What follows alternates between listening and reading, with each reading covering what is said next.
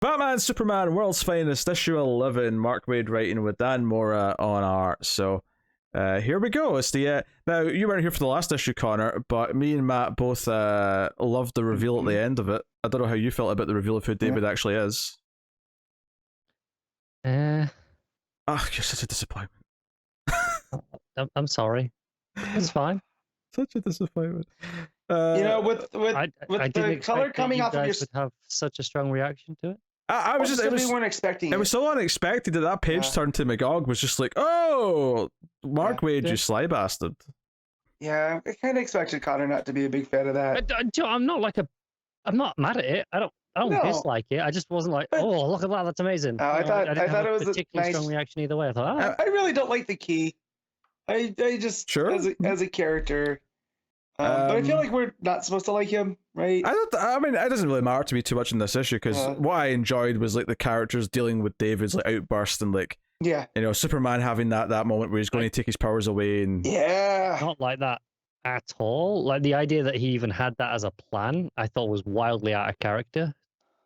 Well, I feel like it's just for me how I'm justifying it as a Superman fan was like that chamber was there because David couldn't control things. Well, I didn't think that chamber was there specifically for David. I think that chamber was just something that was in the fortress because I think you'll remember Superman 2 has a similar chamber in it. Well, I'm not opposed to the thing in the fortress existing. It just it is there, right? I mean, but Superman has this already. This is the plan, as you know. This was always the backup plan, and I really don't like that. I think, well, it's more about the fact that it's Batman and Superman's plan. So I take this as the cold hard logic of Batman, who is pushing for it, and ultimately Superman can't go through with it. He's going to do it, and he's like, no, there has to be another way. This is like taking away his natural gifts is not what I want to do. And you never really get to know if that'll pay off or not because obviously he's at the end of the issue he's whisked away to another Earth where he meets Gog, who will raise him to be Magog. Right, which is with everything else that's going on too that we've got with the fourth world, Gog was a god of the third world. So it plays into that Kirby mythology and stuff, which is why Waid's kind of perfect for this kind of story, playing in the meta sense. But yeah, just the stuff with the key and him, the hypnotizing and having a backdoor key and stuff, and it's just like he's kind of the silly villain that I'm just like, all right. Hey, this is an issue of silly villains though, because we get Bag of Bones, Acid Master, Dr. Phoenix, the Abominable Snowman, and you mean we get a team of red shirt villains? And Ferlin Nixley and his Devil's Harp, which is a devil's head with a harp between the horns. Yep. That guy, the guy that looks like Pan with the Devil's Harp, I want more of him. Like Pete wants more of Cold Snap. Please. We got new ice villains here though. So that's true. I do think Acid Master's a great name though. Yeah. But Acid Master sounds like someone that's going up against hippies, right? Like, I mean, I don't know if you slap like a radioactive symbol on their chest, like I wouldn't think that. I would think no, he's going to spray like acid at people. Yeah. Two-Face's worst nightmare. Yes. So yeah, he's a new villain, but Two-Face takes like a personal offense to it. He's like, no, wait a minute, no, this is exactly what he's like. I'm not murdering anybody anymore. I'm turning a new leaf. Aspect shows up. He's like, after this guy. Did you describe the current Detective Comics plot? Kind of, just a little bit. Maybe that's where I was inspired from. But no, the stuff with David at the end as he's fading and getting into the ship and talking with Superman and Batman. That is some prime, Waid and Mora working perfectly together. I'll tell you what I really liked in this issue. I liked that Batman's not there for a good while, so it's Superman and Robin who are like dealing with the fact that the key's releasing things in the fortress and stuff. I really like this. It was just kind of a natural vibe to the conversation and the way they were talking to each other, where it was like, okay, David's kind of this new guy who's kind of untrustworthy, to actually take responsibility. But the way Superman talks to Robin, it's like, no, you're the one here who I trust to actually help me with the I don't know, it felt like this sort of like, it almost tied in really well with what was going on in Nightwing this week, where it's like, even at this stage, like Superman already has this relationship with Dick Grayson and trusts him as kind of the senior pupil, as it were. And seeing them work together as like this pair in the fortress against all these threats was kind of a nice dynamic, I thought. So I really like that, and then I did like the ending with David like fading away because the key did something to the ship he came in, which was making him like vibrate out of this multiverse and into another. Yeah, I liked all that, and like them trying to give him like words of like encouragement before he goes, just to hope that wherever he goes, he's not going to turn into a darker character by his surroundings. And of course, we see that well, that was a bit futile, but he's off to go gain armor and pouches. It would not surprise me though if we get a Magog story set in present day, either in this book or down the line from Waid, where he plays on this idea that Magog has this history with Superman and the others from his teen years that might come up. I could see that happening. Yeah, kind of like an addendum to Kingdom kind of themes, but now, not in the future, right? Yeah.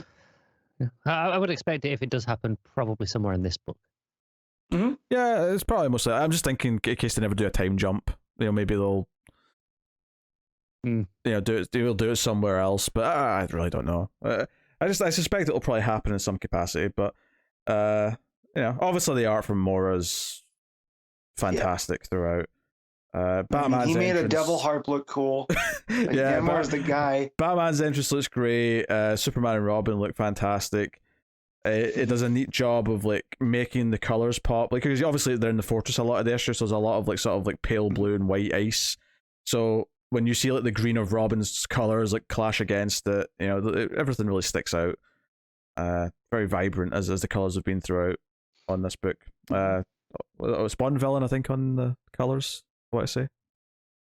So I don't know without checking, but I mean, it looks like it could be. Yeah. Even that full page spread of all these like C-list, maybe that's generous, D-list villains.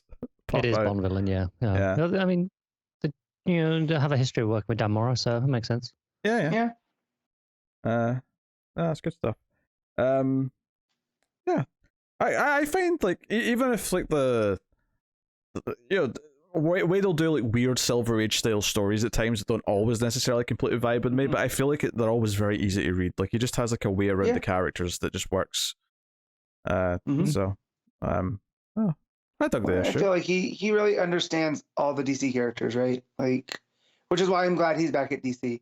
Yeah. Which, I mean, but I say that, but I feel like that's just him as a writer, because I also love his Daredevil a whole lot. He's apparently next time we're getting Superboy and Robin on a date from hell is what it says. So now that this is more firmly established into supposed to be in continuity, I'm curious to see what he does with that. But yeah, well, have some fun with it. Yeah, I just want to say, I think you meant Supergirl and Robin. What did I say? Superboy and Robin. I meant Supergirl. Yes, that's my that's a slip. But Connor, I was gonna let the corrections come. Supergirl. Yeah. Well, they already set it up because they had that bickering back in the first arc that sounded like they were back in the first arc. Yeah, so that's fun to be had. It's also funny that the issue starts with Batman checking if Joker's alive. He's like, oh, he's alive. Not that I was like rooting for either way, but yeah, he just states it as a fact. Yes, he is alive. Yes, and then sighs. Get him to Gotham General to patch him up. Imagine being the doctors. Arkham, I think. As Arkham, whatever it says. Medical Bay. Yeah. I'm not looking at the page, but yeah, I just imagine being the doctors patching up the Joker, like they're just looking around each other in the surgery room, just going like, "Did we just slip and say, accident happened?" That's exactly why doctors take a Hippocratic oath, just so they can't just do that when it's the Joker. I feel like if someone was as bad as the Joker, though, like even that would be tested. Who's requesting the medical inquest of the Joker's autopsy, though? Oh, that's right. Everyone up the chain's like, oh, that's a shame. Yeah. Accidents happen. Yeah. Yeah. All right then. Okay, what are you giving World's Finest, Matt? I mean, it was an 8. Connor? I'll give it a 7. That's pretty good. I'll agree with the 8 out of 10. Solid fun stuff.